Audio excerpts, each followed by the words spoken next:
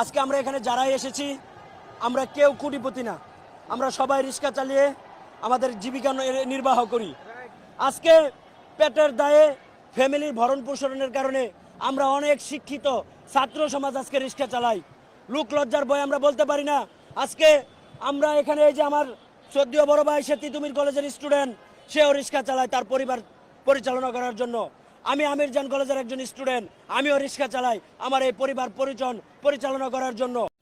আসসালামু আলাইকুম দর্শক, নতুন একটা সংবাদে আপনাদের আবারও স্বাগতম। প্রিয় দর্শক, বর্তমান বাংলাদেশের যে রাজনৈতিক অবস্থা এবং যে প্রেক্ষাপট চলছে তারই উপর ভিত্তি করে কয়েকটি খবর নিয়ে আজ আমি আপনাদের সামনে আবারও হাজির হয়েছি।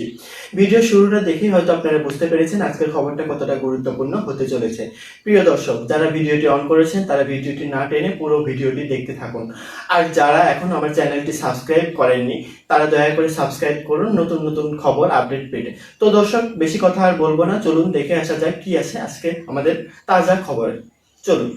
আরাম জাদা রিক্সাওয়ালা সাজিছু, তোর রিক্সা তোর পুচ্ছে দিয়ে হান্দাই দিমু। এর নাম আশরাফুল খান। এই যে দেখেন, ছাত্রলীগের খিলক্ষেত 43 নাম্বার ওয়ার্ড শাখার সহসভাপতি।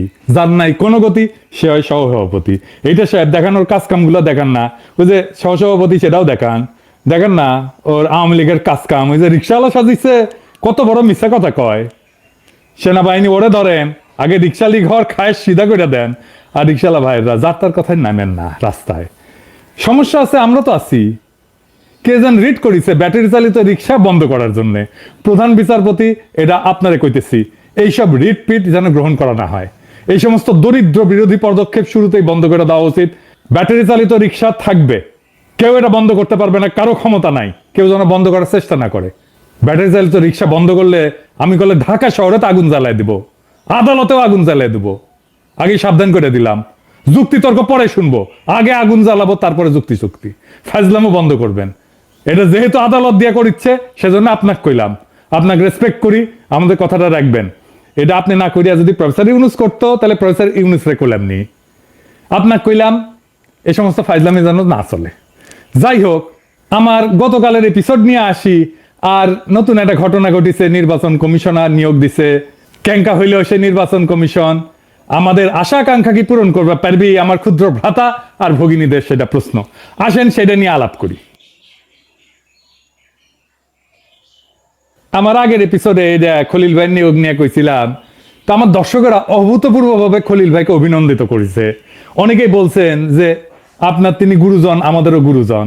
আবার বলছে কেউ কেউ আপনাকে অনেকদিন পর খুশি দেখা আমাদেরও ভালো লাগিছে। আজকের এপিসোডে দেখেন দেখেন খুশি লাগে কিনা। আমার দর্শকদের হাসি কান্না সুখ দুঃখের সাথী হয়ে যেতে পারছি, এটা আমার পরম পাওয়া। দুনিয়াতে অল্প মানুষের ভাগ্যে এটা ঘটে। আমি ভাগ্যবান, আপনাদের অকৃত্রিম ভালোবাসায় সিক্ত হয়েছি। দেখেন পরম করুণাময়ের কত দয়া। আমার মতো একজন অকৃতি অধমকেও কম করে কিছু কিন্তু দেন নাই। আমি শুধু একটাই প্রার্থনা করি, আপনাদের এই ভালোবাসার জন্য যোগ্য হয়ে ওঠার শক্তি খোদা তাআলা আমারে দেন। প্রফেসর ইউনূস, আপনিও দেখেন বাংলাদেশের মানুষ কিন্তু খুব বেশি চায় না, চায় যেন এই সরকার সফল হোক। কিন্তু এই সরকার পণ করি যে ওই সফল হবি না।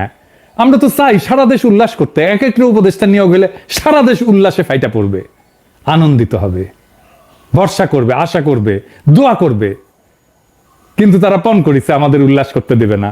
শহীদুল আলম কোন দিক থেকে মোস্তফা সরোয়ার ফারুকের চাইতে কম? প্রফেসর ইউনূস, আপনি নিজেই বলেন। যে কোনো প্যারামিটারে শহীদুল আলম ফারুকের চাইতে 1000 গুণ শ্রেষ্ঠ। তাও শহীদুল আলম হয় না সংস্কৃতি উপদেষ্টা, হয় ফারুকি। এত সমালোচনা, তাও প্রফেসর ইউনূস আপনি তারে রাখিছেন। এই কারণেই আমরা অল্পতেই খুশি হয়ে যাই। একটু পাইলাম, আমাদের নিজেদের পাওয়া না, আপনারই পাওয়া। ডক্টর খলিল আপনারই সহকর্মী, আমার গুরুজন কিন্তু আপনার তো সহকর্মী। আমাদের জীবনে আনন্দ আর সুখের উপলক্ষগুলো খুব সামান্য, তাও আশায় বুকবাদী। আর একটা ভালো নিয়োগের খবর জানাই, নতুন আইজিপি হয়েছেন বাহারুল আলম সাহেব। অনেকে অভ্যাসবশত সমালোচনা শুরু করছেন, কিছু না যায় নাই। আসেন ওনার সম্পর্কে কিছু জানি। গত 5 বছর ধরে উনি ফ্যাসি বিরোধীদের সাথে কাজ করছেন। উনি একজন MBBS doctor, Mymensingh medical college থেকে পাশ করছেন। ম্যাট্রিকে মানে এসএসসিতে ঢাকা বোর্ডের ফার্স্ট হয়েছিলেন। সরকারি চাকরি শেষ হওয়ার পরে আইসিডিডিআরবিতে হসপিটালসের প্রধান হিসেবে কাজ করছেন। গণ অভ্যুত্থান চলাকালে 18 জুলাই থেকে মহাখালী রেল ক্রসিং থেকে সেতু ভবন পর্যন্ত পুরো রাস্তা দিনের পর দিন দখলে রাখছিল যেই ছাত্র শ্রমজীবী সংগ্রামী বীর জনতার তরুণ কিশোরেরা তাদের চিকিৎসার জন্য আইসিডিডিআরবি হাসপাতাল 24 ঘন্টা খোলা রাখছিল কে? বিরামহীনভাবে যারা কাজ করছিল, যারা চিকিৎসা দিছিল এবং লুকায় রাখছিল, সেই সমস্ত স্বাস্থ্যকর্মীর নেতৃত্ব দিছিল কে? বাহার ভাই, আমাদের প্রিয় বাহার ভাই। অভিনন্দন বাহার ভাই, আমাদের শুভকামনা থাকবে আপনার জন্য। ভেঙ্গা পড়া পুলিশ বাহিনী একজন বিপ্লবের সাথীকে তাদের নেতা হিসেবে পাইছে। আমি কনফিডেন্ট পুলিশ বাহিনীর সাথে জনগণের দূরত্ব কমবে। বাহার ভাই, আপনি দেখছিলেন কিনা জানি না, আমি পুলিশ পুনর্গঠন নিয়ে 2টা ভিডিও করেছিলাম। দেখতে পারেন, নাও দেখতে পারেন, না দেখলে ক্ষতি নাই। যদি দেখে নেন তাহলে খুশি হব। আপনি দেখবেন পুলিশের কোনো গুণগত পরিবর্তনে আমার কোনো সাহায্য, কোনো পরামর্শ যদি দরকার পড়ে, আপনার এই ছোট ভাই সবসময় থাকবে।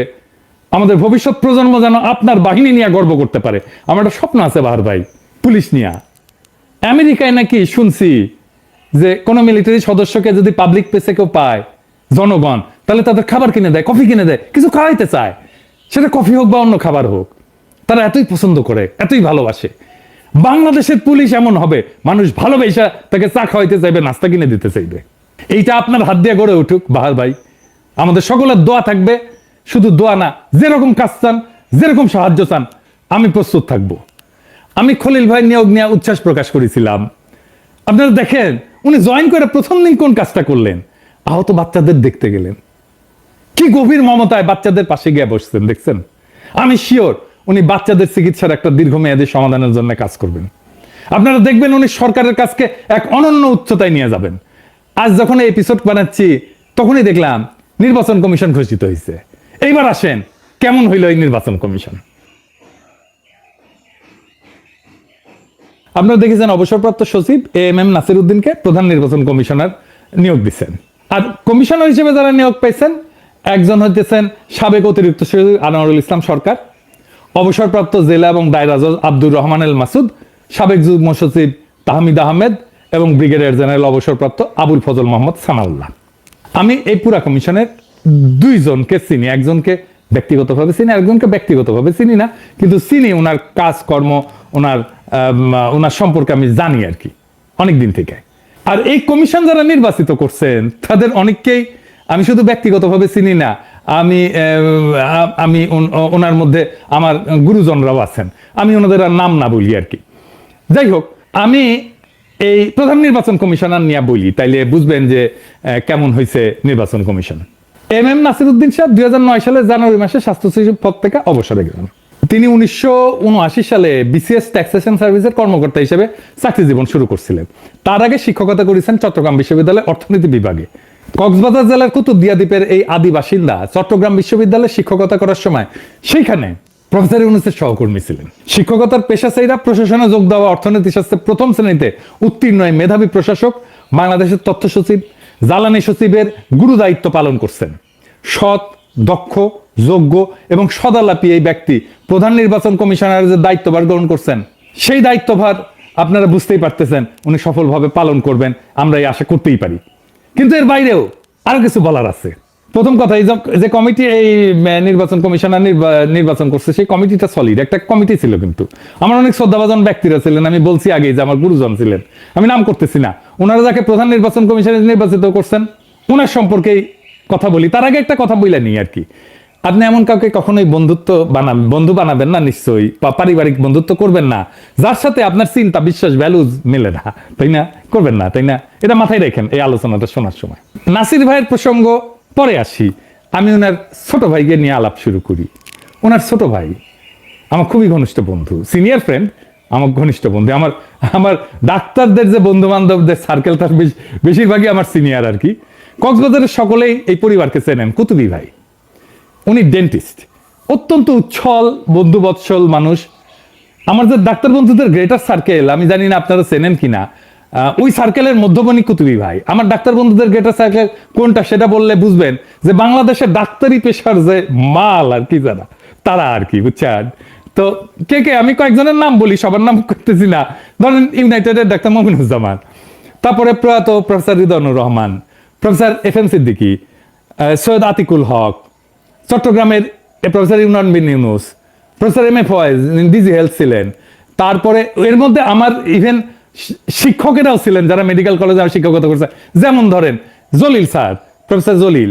তারপরে প্রফেসর রফিকুদ্দিন, ওনারাও এই সার্কেলের মধ্যে ছিলেন, মানে আমার শিক্ষক আমার বন্ধু হয়ে গেছিলেন। আমাদের বন্ধুরা যখন কক্সবাজার যাইতাম